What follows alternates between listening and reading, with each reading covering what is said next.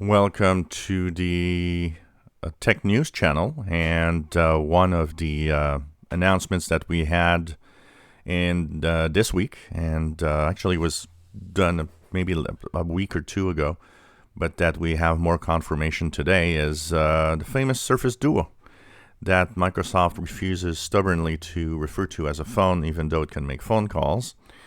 So this, we don't have a lot of numbers, I don't think that this sells really well.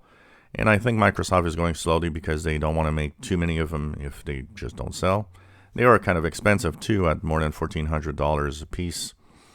So Microsoft, we knew, didn't want to launch this outside the US this year. And this confirms that that's what's going to happen.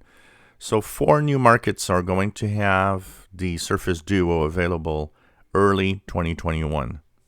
Early 2021, anyone's guess what that is? Could even be February, you never know.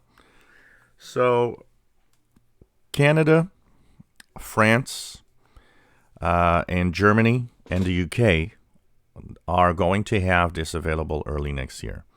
Probably in very limited quantities, as the reviews are not that great, and most tech journalists that I've seen that actually purchased one returned it because they thought, well, I don't know, this isn't for me.